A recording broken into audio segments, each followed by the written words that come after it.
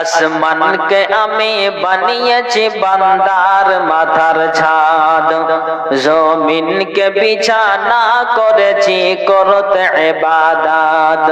আসমানকে আমি বানিয়েছি বান্দার মাথার ছাদ, জমিনকে বিছানা করেছি করতে ইবাদত। পানিতে ভরে দিয়েছি ভরপুর নিয়ামত,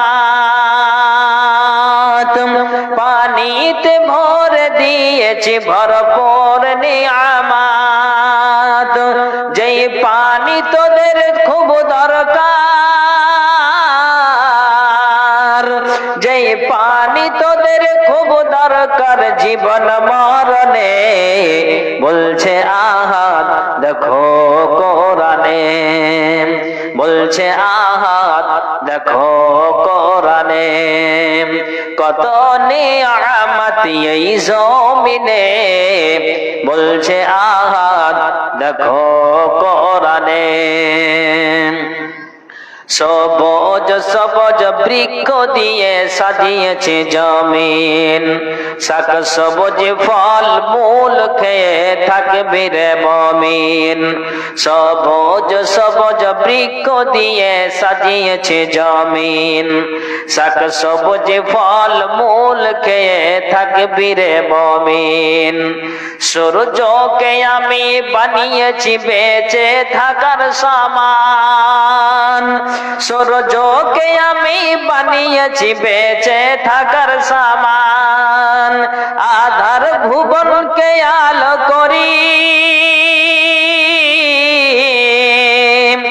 আধার ভুবনকে আলো করি চাঁদের কিরণে, বলছে আহাদ দেখো কোরআনে, বলছে আহাদ দেখো কোরআনে।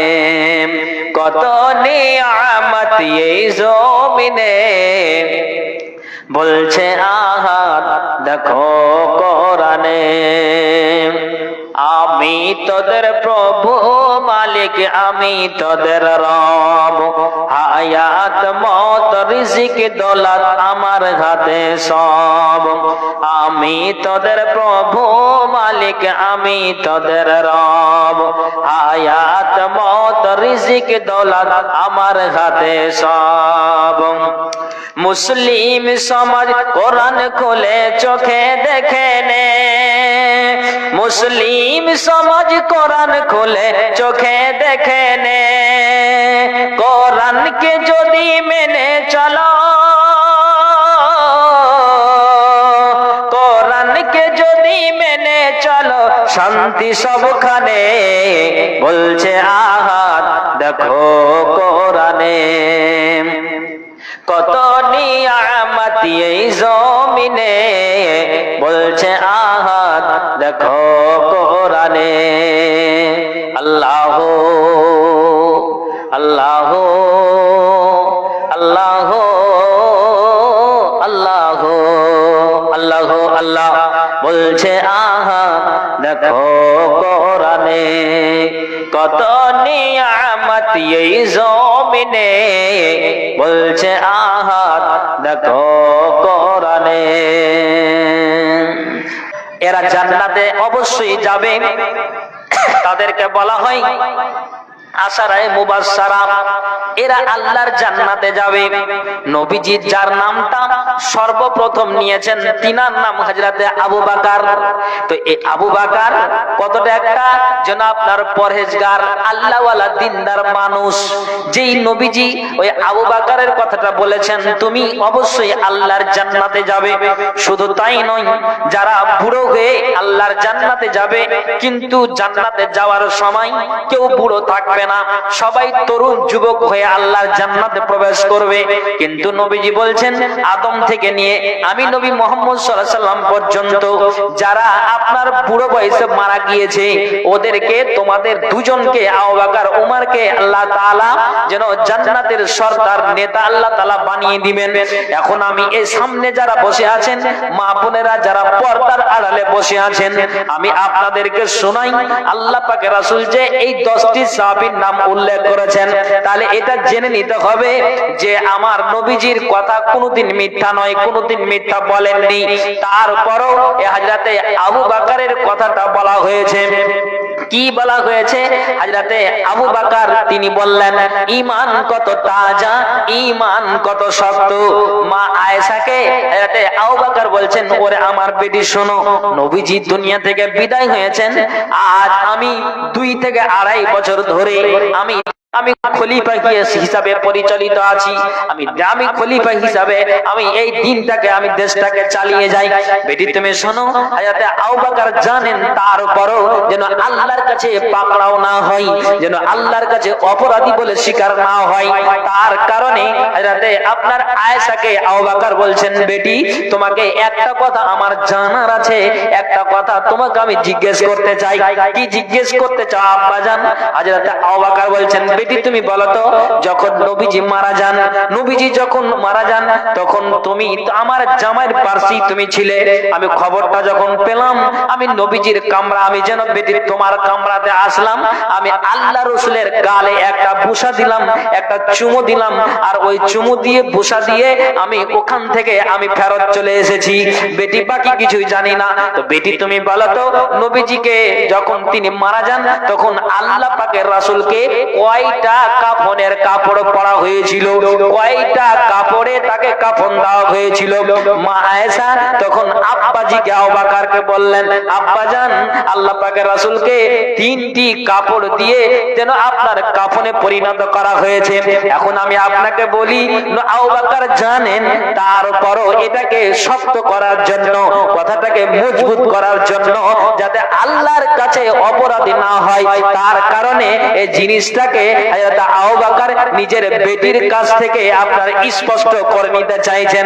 সুবহানাল্লাহ, আমি আপনাকে এটাই বুঝাতে চাইছি এরা কতটা ঈমানওয়ালা মানুষ, কতটা এরা যেন ঈমান তাজা করনেওয়ালা মানুষ, কতটা তাদের ঈমান আছে যে তারপরও জানা সত্ত্বেও হযরত আয়েশার কাছ থেকে আপনার কথাটাকে মজবুত করার জন্য আবার তিনি জেনে নিচ্ছেন। আল্লাহু আকবার। আয়েশা জবাব দিলেন 3টি কাপড়ে নবীজিকে আপনার কাফন পরা হয়েছে। কিছু বলছেন নাকি?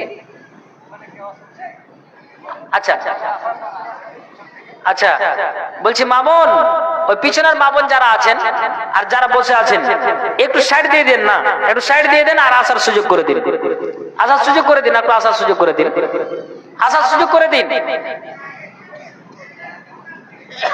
একটু শুরু করে দিন, একটু শুরু করে দেন। ওই যে পিছন মা বোন একটু সাইড দিলেই তো হয়ে যাবে গো। আচ্ছা চলেন এবার বলি আমি আপনাদেরকে, তাহলে এটা জানা কথা বলছি কেন আমি নবীজির তরিকায় নবীজির পথটাকে অতিবাহিত করেছি। আবু বকর যখন অসুস্থ হলেন তখন এই কথা তিনি জেনে নিলেন। তো আমি আপনাকে বলছি যে আমি যদি অপরাধী হয়ে যাই তাহলে আমার জন্য জাহান্নাম। আল্লাহ তাআলা ওই কোরআনের আয়াতে, আমি আয়াতটা পড়ছি ভালো করে শুনবেন। আল্লাহ বলছেন আউযু বিল্লাহি মিনাশ শাইতানির রাজিম ইন্নাহু মাইয়াতি রাব্বাহু মুজরিমান ফা ইন্না লাহু জাহান্নাম লা ইয়ামুতু ফিহা ওয়া লা ইয়াহইয়া। আল্লাহ বলছেন অবশ্যই যারা আল্লাহর দরবারে অপরাধী হয়ে আসবে ফা ইন্না লাহু জাহান্নাম, তাদের জন্য জাহান্নাম খানা রয়েছে, লা ইয়ামুতু ফিহা ওয়া লা ইয়াহইয়া, ওখানে তারা মরবেও না এবং তারা বাঁচবেও না। আবার আল্লাহ তাআলা পরের আয়াতে বলছেন ওমাইয়াতিহি মুমিনান কাদ আমিলাস সালিহাতি, কিন্তু আল্লাহ বলছেন ওমাইয়াতিহি মুমিনান, যারা নেক সৎ ভালো কাজ করে আসবে। আল্লাহ তাআলা বলে দিলেন ওমাইয়াতিহি মুমিনান, যারা ওই মুমিন, যারা মুত্তাকি, যারা পরহেজগার, যারা দিনদার, কাদ আমিলাস সালিহাতি, যারা এইরকম আপনার সৎ নেক কাজ নিয়ে আল্লাহর দরবারে আসবে। আল্লাহ তাআলা জানেন কাদ আমিলাস সালিহাতি বা উলাইকা লাহুমুদ দারাজাতুল উলা। আল্লাহ তাআলা জানালেন যে ওই ব্যক্তিদের জন্য আপনার উঁচু স্থান রয়েছে, উঁচু মর্যাদা রয়েছে। কাদের জন্য? যারা নেক সৎ ভালো কাজ নিয়ে আল্লাহর দরবারে উপস্থিত হবে। এখন আমি আপনাকে বলি, যদি সৎ কাজ করে আল্লাহর দরবারে যাই তাহলে আমার জন্য মর্যাদা রয়েছে, সম্মান রয়েছে, আল্লাহ তাআলা আমাকে উঁচু মর্যাদা দান করবেন। আর আমি যদি অপরাধী হয়ে যাই তাহলে আল্লাহ তাআলা আমার জন্য জাহান্নাম খানা রেখেছেন। দুটো আয়াত। এবার আমি ভিতরে যাচ্ছি, ভালো করে শুনবেন। কেমন কথা আমি আপনাকে বলছি। আদি ইবনে হাতিম থেকে হাদিসটি বর্ণিত। আদি ইবনে হাতিম থেকে হাদিসটি বর্ণিত।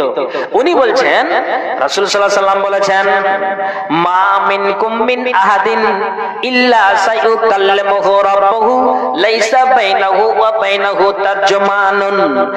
আদি ইবনে হাতিম বলছেন রাসূলুল্লাহ সাল্লাল্লাহু আলাইহি সাল্লাম বলেছেন, কি বলছেন? যে শুনে রাখো, আল্লাহ রাব্বুল আলামিন বলছেন, মা মিনকুম মিন আহাদিন ইল্লা সায়ুকাল্লিমুহু রাব্বুহু লাইসা বাইনাহু ওয়া বাইনাহু তারজুমানুন।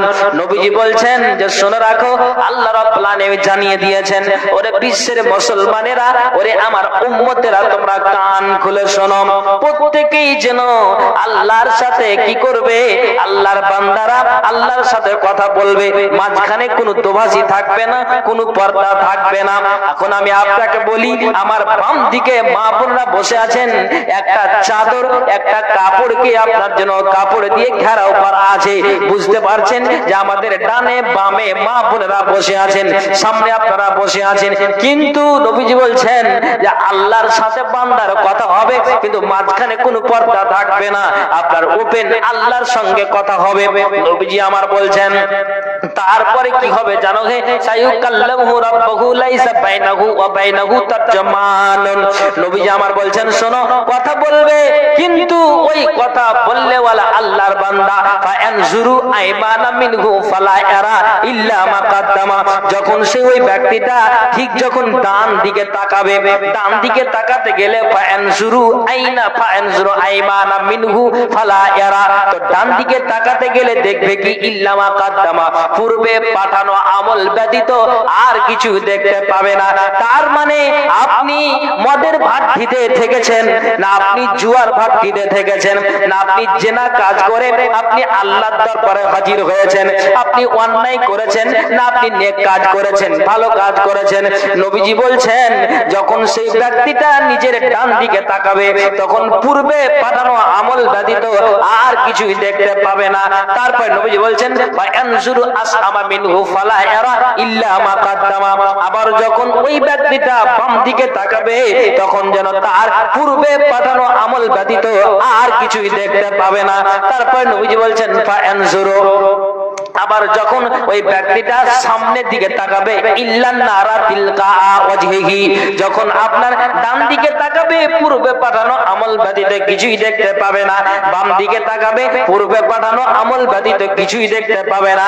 আবার যখন ওই ব্যক্তিটা নিজের আপনার চোখটাকে মেল করে দিয়ে সামনের দিকে যখন তাকাবে তখন জাহান্নামের আগুন ছাড়া আর কিছু তার চোখের সামনে আসবে না। রাসূল বলছেন ফাত্তাকুন নারা ওয়ালাউ বিশিক্কি তামারাতিন। নবী আমার বলছেন শোনো, খেজুরের টুকরার বিনিময় হলো জাহান্নাম থেকে বাঁচার চেষ্টা করো, আত্মাকে রুখার চেষ্টা করো। খেজুরের টুকরার বিনিময় হলো জাহান্নাম থেকে বাঁচার চেষ্টা করো। জি, কি বুঝতে পারলেন? তাহলে আপনি নিজে অনুভব করতে পারবেন, স্পষ্ট আপনার চোখের সামনে ভেসে আসবে যে আমি অপরাধ করে আল্লাহর দরবারে গিয়েছি না সৎ কাজ করে আমি গিয়েছি। আপনি ডানে তাকাবেন বুঝতে পারবেন পূর্বে পাঠানো আমল, বামে তাকাবেন বুঝতে পারবেন যে আমার পূর্বে পাঠানো আমল ভালো না মন্দ আমি আল্লাহর দরবারে পাঠিয়েছি। আল্লাহ তাআলার রাসূল সাল্লাল্লাহু আলাইহি ওয়াসাল্লাম তিনি হাদিসের ভিতরে বলছেন, আর যখন সামনের দিকে লক্ষ্য করে তাকাবে জাহান্নামের আগুন ছাড়া আর কিছুই দেখতে পাবে না। নবীজি স্পষ্ট হাদিসে বললেন, এই জন্য আল্লাহ পাক রাসূল বলছেন যে আপনার খেজুরের টুকরার বিনিময় হলো জাহান্নাম থেকে তোমরা বাঁচার চেষ্টা করো। পৃথিবীর মানুষ, তাহলে আমি আর আপনি আপনি এটা মাথায় উঠান যে আমরা অপরাধ করে চলি না আমরা আইন কানুন বিধিবিধানকে আমরা মেনে চলি। আমি আপনাকে এটাই বোঝাতে চাইছি, বেশি কিছু না, যে আমরা অপরাধী, আল্লাহর কাছে আসামি, গুনাহগার, মুজরিম বান্দা, না আমরা নেক সালেহ আমরা বান্দা। এটা আপনি নিজে বাড়ি গিয়ে আপনি ভাবনা চিন্তা করবেন। কেন আপনাকে বলি, আপনি এখন আছেন, মরলেই আপনি টেরটা পাবেন, আপনি বুঝতে পারবেন।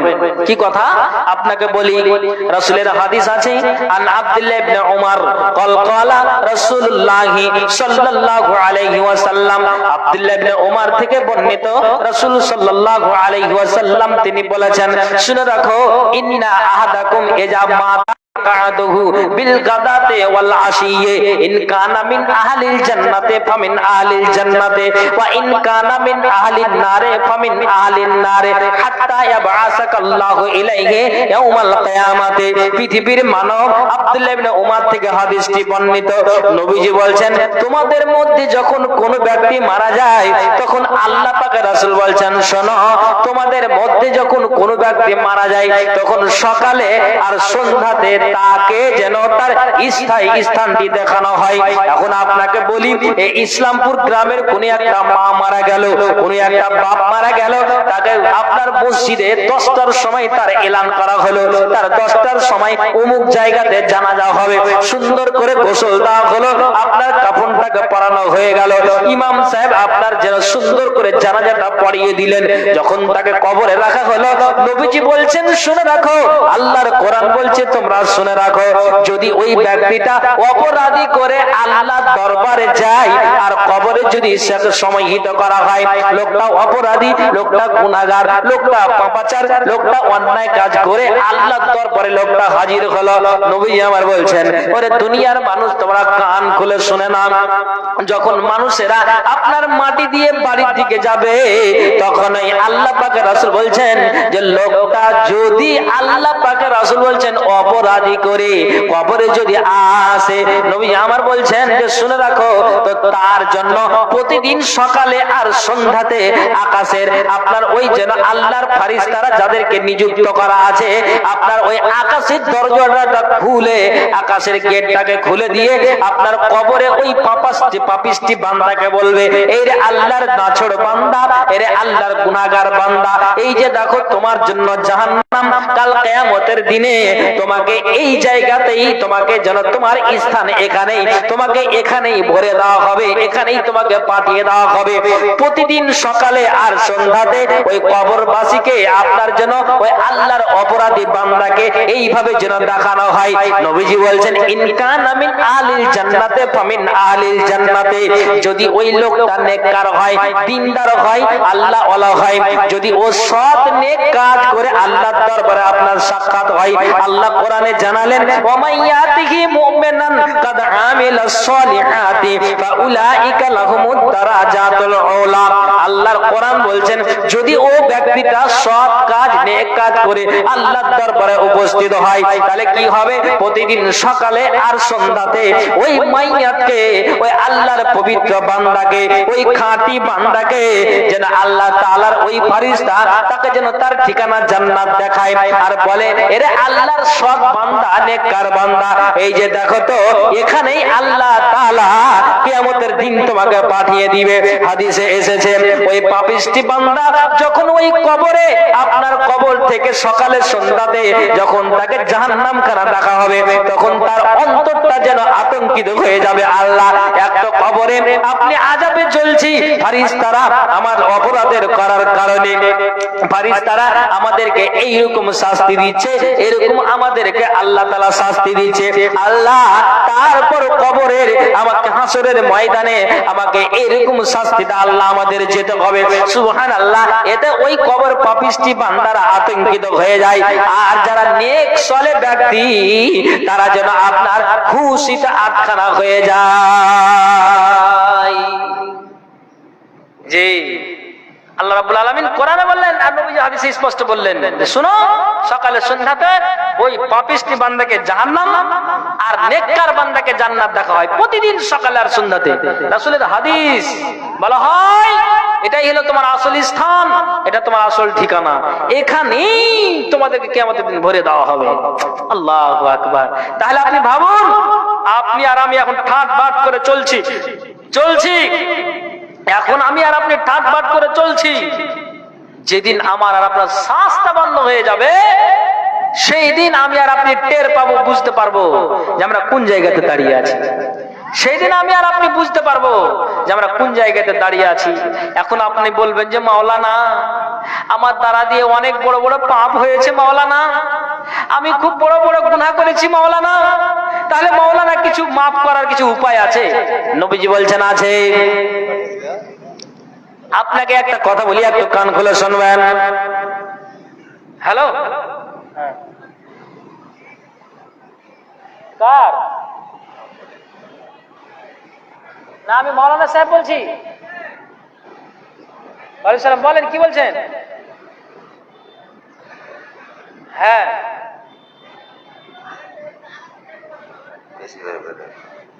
ফোন পে আছে আপনার? Phone pay?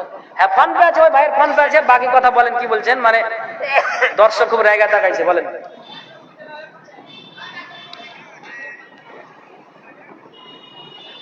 হ্যাঁ হ্যাঁ, 5,000 করেন না? না, খুব কম হয়েছে ভাই। বাইরে আসুন, বাইরে আছেন, দোয়া করে দেবো। আল্লাহ তাআলা আপনার রুজিতে বরকত দিবে, সহি সালামতে কাজ করতে পারবেন, স্বাস্থ্য শরীর আল্লাহ আপনার ভালো রাখবে। এতক্ষণ বললা 5,000, ঠিক আছে থাকেন, এখন রমজান পর্যন্ত থাকেন, আসবেন নাহলে বকরা ঈদে আসবেন তো। হ্যাঁ আচ্ছা ছাড়েন, আপনি এবারে তো 5,000 টাকা বিজোড় হয়েছে, আর 1,000 বাড়িয়ে 6,000 করেন, জানেন বেশি বলবো না, দর্শক সামনে তাকাচ্ছে। 6,000 টাকা করেন, ঠিক আছে? হ্যাঁ 7,000 করে দেবো নাকি? মোবাইল রাখিনি, 6,000। আচ্ছা যা উনি 6,000 টাকা দিতে চাইছেন, আলহামদুলিল্লাহ। আল্লাহ এই দানকে তুমি সাথে গ্রহণ করো, আমিন সুম্মা আমিন বিরহমাতিকা ইয়া আরহামার রাহিমিন। মামুন এটা ভালো করে শুনেন, আমি আপনাদের কি বলছি। হ্যাঁ হ্যাঁ, যেটা বলতে চাইছিলাম, তাহলে অপরাধী করে গেলে সকাল সন্ধ্যা কবরের বাসি ওই পাপিষ্টি বান্দাকে জাহান্নাম দেখা হবে, আর যদি নেক কাজ করে যায় তাহলে সকাল সন্ধ্যা তাকে জান্নাত দেখা হবে। জি, আপনি বলবেন যে মাওলানা তাহলে পদ্ধতি, এতগুলো পাপ আমি করে যাচ্ছি, তাহলে আপনি বলবেন যে কি করে কি করা যায়? হ্যাঁ আছে। নবীজি বলছেন আন আবি হুরায়রা রাদিয়াল্লাহু তাআলা আনহু قال قال رسول الله সাল্লাল্লাহু আলাইহি ওয়াসাল্লাম, আবু হুরায়রা থেকে বর্ণিত নবী মুহাম্মদ রাসূলুল্লাহ সাল্লাল্লাহু আলাইহি ওয়াসাল্লাম তিনি বলছেন, শোনো, লা ইয়ালজুন নারা রাজুলুন বাকা মিন খাশিয়াতিল্লাহ, লা ইয়ালজুন নারা রাজুলুন বাকা মিন খাশিয়াতিল্লাহ। এখন আপনাকে বলি, কিছুদিন আগে বিহারে ভোট হলো, আপনাকে বলি কিছুদিন আগে বিহারে ভোট হলো, তো একটা নেতার বাড়িতে আমাদেরকে বসতে দেওয়া হয়েছিল। আসা মাত্রই উনি বলছেন মাওলানা খুবই ক্লান্ত আছি, ইলেকশনের পরে পরে আমরা জালসাতে গিয়েছিলাম। বললাম কেন? বলছে কয়েকটা দিন ধরে না রাতে ঘুমাতে পেয়েছি না দিনে ঘুমাতে পেয়েছি। কত বড় একটা কাজ করেছে যে না রাতে তার ঘুমটা হয়েছে না দিনে তার ঘুমটা হয়েছে। আমাদের বাঙালির মানুষ যখন আমাদের পঞ্চায়েত আসে, যখন আমাদের ইলেকশন আসে, এক কথাই তখনও আমাদের বাঙালি মানুষেরাও তারপর রাত আর দিনটা একবার বরাবর হয়ে যায়, ঘুমটাকে হারাম করে দেয়। হ্যাঁ কিনা একটু বলবেন তো? নবীজি বলছেন, শোনো, তুমি তোমার পাপটাকে নিয়ে ভেবেছো, তোমার চোখ দিয়ে জল তোমার, তুমি যেন কাঁদছো, হায় আল্লাহ আমি এত অপরাধ করে কবরে যাব, আমার কবরে শাস্তি হবে, সকাল সন্ধ্যা আমাকে জাহান্নাম খানা দেখানো হবে। নবীজি বলছেন, শোনো, তোমাকে 60-70 বছর সময় দিয়েছি। নবীজি বলছেন তোমাকে 60-70 বছর আল্লাহ সময় দিয়েছে, আল্লাহ তোমার আয়টাকে দিয়েছে, এর ভিতরে তুমি তোমার জীবনটাকে যেন কবরে আমার যেন অসুবিধা না হয়, আমার জান্নাত জাহান্নাম আমার যেন হাসরের ময়দানে অসুবিধা যেন না হয়। কাজেই নবীজি বলছেন, শুনে রাখো, একটা মানুষ যদি লা ইয়ালজুন নারা রাজুলুন বাকা ফারাগা মিন খাসিয়াতিল্লাহ, যদি ওই ব্যক্তিটা দুই হাতটাকে আকাশের দিকে উঠিয়ে দেয় আর বলে মাবুদ রে, আমার আল্লাহ যতগুলো অপরাধ আছে আল্লাহ তুমি অপরাধকে ক্ষমা করে দাও, তুমি মাফ করে দাও, আল্লাহ যা অন্যায় হয়েছে এগুলো আল্লাহ তুমি গুনাহ খাতাকে মোচন করে দাও। নবীজি বলছেন ওই ব্যক্তিটা যদি অ্যাকচুয়ালি আল্লাহর ভয়ে কাঁদে, কান্নাকাটি করে, তাহলে নবীজি বলছেন যে ওই চোখের কোনা দিয়ে যদি এক ফোঁটা আপনার আল্লাহর ভয়ে তার জলটা বয়ে যায় আর বইয়ে দিতে পারে, তাহলে নবীজি বলছেন এই গভীর নিশীথে মানুষ ঘুমিয়ে আছে, পশু পাখি ঘুমিয়ে আছে, আর তুমি আল্লাহকে ডাকছো নিজের পাপটাকে মোচন করার জন্য।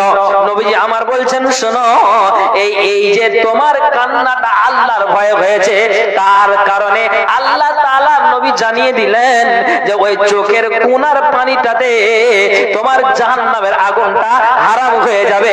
ইসলামপুরের মানুষ একবার বলেন তো আলহামদুলিল্লাহ। জি, তাহলে এটা আমাকে আর আপনাকে শুরুতেই ভাবনা চিন্তা করতে হবে। আমি আপনাকে বলি, একটু ভালো করে শুনবেন, একটু ভালো করে শুনবেন।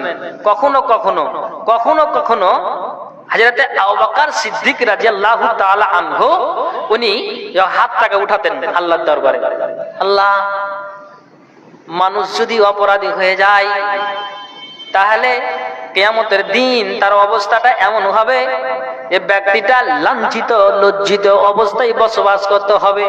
হযরতে আবু বকর তিনি মাঝে মাঝে বলতেন যে আল্লাহ এই মানুষটাকে কেন তুমি পাখি বানাওনি, আল্লাহ এই মানুষটাকে আল্লাহ তুমি কেন তুমি মাটিতে মিশিয়ে দাওনি, আল্লাহ কেন, আল্লাহ বলছি এই কথাটা যদি তুমি পাখি বানাতে ইসলামপুরের মানুষ একটা ঢিল ছুঁড়ে মারতো, আমি ওখান থেকে আমি আর কোন জায়গাতে মোহনপুর যেতাম, আর কোন গ্রাম চলে যেতাম, ওই ডালে বসে থাকতাম, ওরা যদি গাছটাকে হিলা লড়া করতো তাহলে ওখান থেকে আবার কোন জায়গাতে চলে যেতাম। আল্লাহ আবার যদি পাখি না বানিয়ে যদি মাটি বানাতে, মাটিতে মিশে থাকতাম, আল্লাহ কিয়ামতের দিন না পাখির হিসাব হবে না মাটির হিসাব হবে, আল্লাহ যদি এটা বানাতে তাহলে সবচাইতে আমার বেশি ভালো হতো। আল্লাহ আমি আবু বকর তোমার দরবারে অ্যাপ্লিকেশন জানাই, আপনাকে বলি এত বড় একটা নেককার মানুষ, তারপর তিনি বলছেন কেন আমাকে আল্লাহ পাখি বানালে না, কেন তুমি মাটি বানালে না? আপনি চিন্তা করে দেখেন তো, দিন আর রাত আমার আর আপনার দ্বারা দিয়ে অন্যায় কাজটা হয়ে যায়, তো আমরা তবুও পাপ করে যাই, কিন্তু আমরা ওই পাপকে আমরা ধার ধারি না, গুনাহ করে যাই, মাথায় গুনাহটা বসে আছে, কি করে নামাতে হবে, পাপকে মোচন করতে হবে, এটা আমাদের চিন্তা নাই। তাহলে আপনি ওই আবু বকর থেকে এই চিন্তাটা করুন। জি, পর্দার আড়ালে মা বোন বসে আছেন না? আছে। হুনাইনের যুদ্ধতে আবু তালহার স্ত্রী, তার নাম হচ্ছে রুমাইসা, কেউ বলেছে গুমাইসা, তিনটা তার নাম পাওয়া যায়, তো রুমাইসা নামে পরিচিত। ইনি এই নারী, কোন নারী যে স্বামী বাইরে থেকে এসেছে, আসার পরে তখন মানে বাচ্চা মানে বাইরে যাওয়ার, যখন বাড়ি থেকে বাইরে যায় তখন একটা বাচ্চা হয়েছিল বিবির। তো যখন দীর্ঘদিন পর যখন বাড়ি এসেছিল, এসে বলছে যে রুমাইসা ওই সোনামণিটা কোথায়?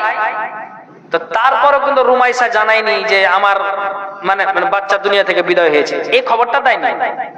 কি বলেছে জানেন?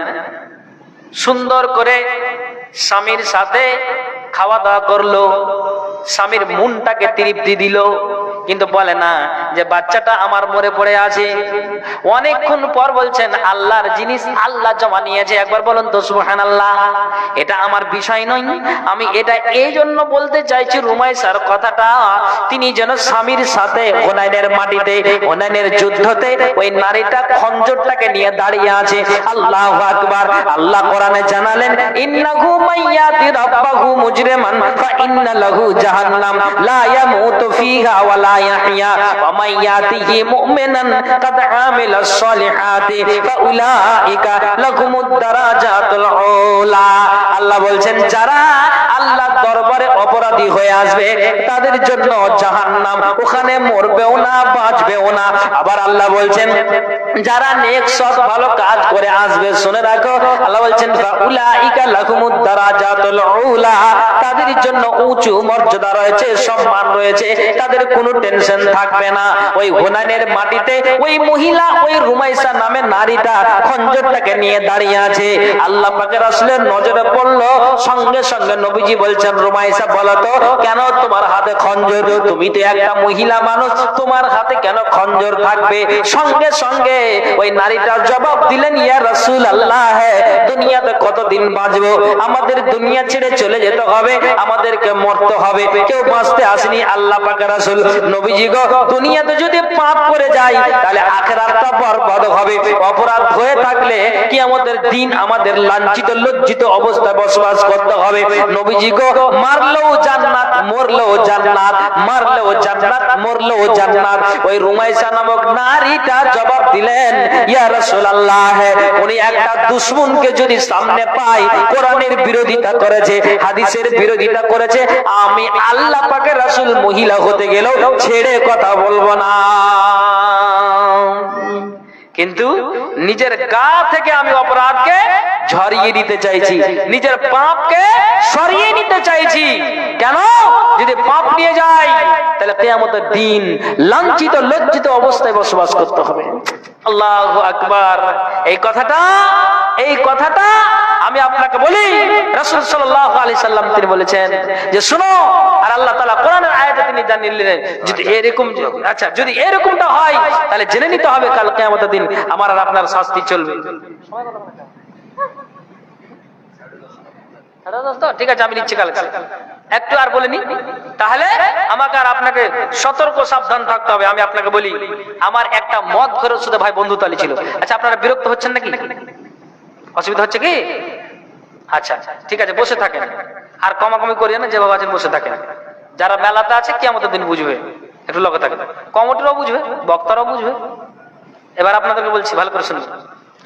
হ্যাঁ, যে একটা বন্ধু তালি আমার মদ ঘরে শুধু ছিল, তো ওকে বলছি যে মামু, সম্পর্কে মামু, বলছি যে নামাজ কেন পড়ো না? তোমার সাথে যখনই দেখাবে খালি নামাজের কথা বলো। তা আমি বলছি মামু হ্যাঁ আর কি কহবো, এভাবেই বলছি, আমরা বাদিয়া সোসাইটির জাত তো ওইভাবেই কথা বলছি, ওইভাবে বলছি, ভালো করে শুনবেন কিন্তু।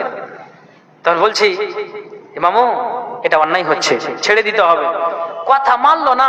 সকালে ওকে বলেছি বুঝলেন, বৈকালেও মার্কেটে গিয়ে মদের বোতল হাতে করে বলছে যে মামু এক গ্লাস পানি খেয়ে নাও। তার সম্পর্ক আছে বলছে। আমি বলছি যে শোনো, নিষেধ করাটা আমার ভুল নয়, কিন্তু তোমার ডাকাটা অপরাধ। এই অপরাধীর জন্য তোমাকে শাস্তি পেতে হবে, অতএব এটা ত্যাগ করো। ছাড়াতে পারেনি। তখন বলছে মাম কি কহছি, হে বয়স তো আছে, এখন বর্তমানে আমার 33-34 বছর বয়স, মানে বলছেন উনি 33 থেকে 34 বছর বয়স, এখন আমি ইবাদত করব, তার মানে হায় আল্লাহ। কালো প্যান্ডেলওয়ালা যেখানে আছো অতি সত্বর প্যান্ডেলে দেখা করো। কালো প্যান্ডেলওয়ালা যেখানে আছো অতি সত্বর প্যান্ডেলে দেখা করো। হ্যাঁ, এবার আমি আপনাকে বলি, তখন কি নিজের গৌরব করলাম, নিজের জানের পারওয়া করেনি। মা আপনার জন্য রমজান মাসে সাহারি আপনার খাইনি, দুপুরে খাবার খেয়েছে, ডাইরেক্টলি বিড়ি সিগারেট পান করেছে, মদের ভাটিতে ডাইরেক্ট বোতল নিয়ে আপনার জন্য মুখে লাগিয়ে পান করেছে। কোনদিন তাকে নামাজে নিয়ে আসতে পারলাম না, শরীয়তের কথা বুঝাতে বুঝাতে পারেনি। অথচ যেই লোকটা বলেছিল আমার বয়সটা 33 থেকে 34 বছর, এখন তো 60-70 বছর বাঁচবো, এখন তোমাকে বলতে হবে না।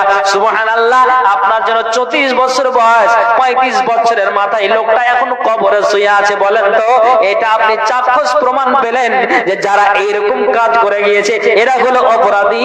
আর আল্লাহ তাআলার ফেরেশতা ওই অপরাধীদেরকে সকাল সন্ধ্যা জাহান্নামটাকে দেখাইয়ে তাদেরকে আতঙ্কিত করা হবে। তারা আপনার জন্য ভয় আতঙ্ক হয়ে যাবে। কেননা এরে আল্লাহর পাপিষ্টি বান্দা, তোমাদেরকে বলা হয়েছিল কিন্তু তোমরা এই কথাটাকে এড়িয়ে চলেছিলে, কোনদিন কথাটাকে মেনে দিতে পারো না। আল্লাহু আকবার। এই কথাটা বলা হয়েছিল। আমি আপনাকে বলছি, আপনি ভাববেন না যে আমার বয়স আছে, দেখো এখন আমি নামাজের রাজুরে কেন করব? আপনি তো অপরাধী করে যাচ্ছেন, এটা কেন আপনার দ্বারা দিয়ে হচ্ছে? তারা কি ভেবেছিল ভারতবর্ষের 42 জন তারা উমরায় গিয়েছিল, বাস অ্যাক্সিডেন্ট করে 42 জনই মারা গিয়েছে বাসে? খবর শুনেননি? শুনেছেন না শুনেননি? একই পরিবারে 18 জন মারা গিয়েছে। তো তারা কি ভেবেছিল যে মরবো আর বাড়ি ফিরে আসতে পারবো না? এটা কি ভেবেছিল? আপনি এটা কখনো ভাববেন না। বয়স আছে, তো এখন বয়স আছে তার মানে আমি সামনে আগা দিকে আমার কাজ হবে। এখন আমি যুবক হয়ে আছি, আমার মনে যাহা লাগবে তাহাই করব। জি খবরদার এটা করিয়েন না। কবি বলছেন, বুড়ো হয়ে গেল তবু সাদ এর মনে, আহা এ দুনিয়া না ছাড়িল কোন জনে। বুড়ো হয়ে গেল তবু সাদ এর মনে, আহা এ দুনিয়া না ছাড়িল কোন জনে। গেল আদম, গেল হাওয়া, গেল নবী শীষ, নূহ মুসা গেল আর নবী ইদ্রিস। নবী ও রাসূল যদি না থাকে জাহানে, কেমনে থাকিতে চাহো তুমি হে ভুবনে। বহু কেউ বাঁচার পণ করিল জীবনে, আহা এ দুনিয়া না ছাড়িল কোন জনে। লোকমান হাকিম যেন বড় বুদ্ধিমান, ছাড়িয়া চলিয়া গেলেন দুনিয়া জাহান। এই মতো কত শত বড় বুদ্ধিমান, না পারে করিতে পূর্ণ আশা আর মান। এরা যদি নয় বলে মরণের নিস্তার, তবে তুমি করো কোন দাবি বারবার। বহু কেউ দাবি করেছিল হে ভুবনে, আহা এ দুনিয়া না ছাড়িল কোন জনে। লম্বা শায়রি আছে, আমি এটা বুঝাতে চাইছি আপনাকে। আপনি বলবেন না, বড়াই করিয়েন না, অপরাধ নিয়ে যায় না, নেক সালে কাজ নিয়ে আল্লাহর দরবারে উপস্থিত হন। আপনি বলবেন কি হবে মাওলানা, এখন ঠাটপাট করে চলছি, মরে যাব। আল্লাহ মানুষজন তখন আমাকে যখন কবরে রেখে আসবে, মানুষ জানতে পারে কি হবে মাওলানা। কতগুলো মানুষ এইভাবে ভাষাটাকে ইউজ করে, এইভাবে ব্যবহার করে, এইভাবে কথাটাকে বলে। তা আপনি ভাষাটা কি ব্যবহার করলেন, কি হবে মাওলানা? আপনি কি বলেন? আপনাকে যদি বলি আপনার ইসলামপুরে জামে মসজিদে খুতবা হয় প্রতি সপ্তাহে, আমার গ্রামে হয়, আপনি এক বাক্য বলবেন হ্যাঁ আজকে মাওলানা জাহান্নামের উপর আলোচনা করেছে, অমুক সপ্তাহে মাওলানা অমুকের আলোচনা করেছে। আপনি তো বলবেন শুনেছেন। তা আমি আপনাকে বলছি যে এটা যে আপনি শুনেছেন, আপনাকে যখন বলবে এটা আমল করেছেন, তখন আপনার আমলের বেলায় ঠন ঠন। আপনাকে আমি এটাই বুঝাতে চাইছি, আপনি একটুখানি মাথায় উঠান তো, যে আপনি সপ্তাহে শুনছেন, প্রতিদিন জালসাই শুনছেন, বড় বড় সেমিনার সম্মেলন হয়। আমার কামরুল ভাই তিনি মদিনা থেকে পড়ে এসেছেন, ছোট কাল থেকে উনার সাথে পরিচিত। কালকে আপনার বুদ্ধিতে বিশাল একটা সম্মেলন আছে, সম্মেলন তো আমি আর আপনি অংশগ্রহণ করি, যোগদান করি, শুনে আসি, হাজার হাজার শুনে আসছি, কিন্তু এগুলোকে আমলে পরিণত করছি। তা আপনি ভাষাটা কি বলছেন, কি হবে মাওলানা, কি আরো হবে? আহারে কত আপনি সহজ কথাটা ভেবে নিলেন গো। আমি আপনাকে বলি, একটু কান খুলে শুনবেন তো। আব্দুল্লাহ ইবনে শিকির তিনি বলছেন, আতাইতু রাসূলুল্লাহি সাল্লাল্লাহু আলাইহি ওয়াসাল্লাম, উনি বলছেন যে আমি নবীজির দরবারে আসলাম। আল্লাহ পাক রাসূল ওহুয়া ইউসাল্লি, তিনি যেন নামাজে রত আছেন, তিনি বুকে হাত দিয়ে তিনি নামাজটাকে পড়ছেন। কে? না তো নবী মুহাম্মদ রাসূলুল্লাহ। একটু জোরে পড়ুন তো সাল্লাল্লাহু আলাইহি ওয়াসাল্লাম। ঠিক আব্দুল্লাহ ইবনে শিকির বলছেন যে নবীজির নামাজ পড়ছেন, আর আমি ওই নবীজির পিছনে দাঁড়িয়ে গেলাম, নবীজির সাথে কিছু আলোচনা করব বলে এসেছি, কিন্তু আল্লাহ পাকের রাসূল তিনি নামাজে রত আছেন। তখন আমি পিছনে দাঁড়িয়ে গেলাম, নবীজি সুন্দর করে নামাজটা আদায় করলেন। আমি একটা দৃশ্য দেখলাম, চোখে দেখলাম, কানে শুনলাম। কি তুমি কানে শুনলে, কি তুমি চোখে দেখলে? যে যেমন মা বোনেরা ভাত রান্না করে, ভাতের পানিটা যখন গরম হয়ে যায়, তখন কি করে ওই পানিটা টক টক টক টক করে ফুটতে থাকে। গ্যাস সিলিন্ডারের আওয়াজটা কেমন করে আপনার আগুনের আওয়াজটা হয়, আপনার হ্যাচাকের আগুনটা কি করে স শব্দ আপনার বের হয়, তেমনি যেন আব্দুল্লাহ ইবনে শিকির বলছেন যে আল্লাহ পাকের রাসূলের পেট থেকে নামাজে রত আছেন, আর নবীজির পেট দিয়ে আপনার ফুটন্ত পানির মতো গড় গড় গড় গড় শব্দ বের হচ্ছে। এটা কিসের কারণ? না তো এটা আল্লাহর ভয়ে নবীজির পেট থেকে আপনার এইভাবে আওয়াজটা আসে। একবার জোরে বলুন সুবহানাল্লাহ। তাহলে আপনি বলেন মরে যাব তো কি হবে, এটা তো আপনি মনে করলেন। একটু আপনাকে আমি বলি, কতটা কিয়ামতের দিনটা কঠিন রে বন্ধু, কতটা আপনার কঠিন তো চিন্তা করেন। আপনি সহজ ভাষাতে বুঝিয়ে দিলেন কি হবে মাওলানা, এটা খবরদার ভাষাটা ব্যবহার করিয়েন না। নবীজি আমার বলছেন, ক্বালা কুন্না মা রাসূলুল্লাহ সাল্লাল্লাহু আলাইহি ওয়াসাল্লাম। আবু হুরায়রা থেকে বর্ণিত, উনি বলছেন একদিন আমরা আল্লাহ রাসূলের সাথে ছিলাম, আর সাথে থাকা অবস্থাতে কি হলো জানো, ইজসামিআ ওয়াজবাতান, হঠাৎ করে উপর থেকে একটা আপনার নিচের পতনের একটা শব্দ শুনতে পাওয়া গেল। সঙ্গে সঙ্গে নবীজি আমার ওই সাহাবাদেরকে বলছেন, ওরে সাহাবারা তোমরা কান খুলে শোনো, একটা যে বিকট আওয়াজ হলো, একটা বিকট শব্দ হলো, এই শব্দটা কি তোমরা জানো কিসের শব্দ হলো, কিসের এটা আওয়াজ হলো? সঙ্গে সঙ্গে ওই সাহাবীরা বললেন, কুল্লা আল্লাহু ওয়া রাসূলুহু আলাম, নবীজি গো এটা কিসের শব্দ হলো, এটা কিসের আওয়াজ হলো? এটা আল্লাহ এবং আল্লাহ পাকের রাসূল যেন ভালো জানেন, আমরা এর ব্যাপারে বলতে পারবো না। নবীজি বলছেন, সাহাবীরা শোনো, যখন জিজ্ঞেস করলাম যে এটা কিসের শব্দ হলো, এটা কিসের আওয়াজ হলো, সঙ্গে সঙ্গে তোমরা বললে যে এটা আল্লাহ এবং আল্লাহ রাসূল ভালো জানেন, আমরা বলতে পারবো না। নবীজি জবাব দিলেন, কালা হাজা হাজারুন, এটা হলো একটা পাথর, মুনজু সাবঈনা খারিফান, যেই পাথরটাকে আল্লাহ 70 বছর আগে জাহান্নাম খানাতে নিক্ষেপ করেছে, যেই পাথরটাকে 70 বছর আগে জাহান্নাম খানাতে নিক্ষেপ করেছে। নবীজি আমার বলছেন যে 70 বছর পরে ওই পাথরটা জাহান্নামের তলায় গিয়ে পৌঁছেছে। ফাসামিতুম ওয়াজবাতাহা, তাই তোমরা এটা পাথরের আওয়াজ শুনতে পেয়েছো। একবার জোরে বলুন সুবহানাল্লাহ।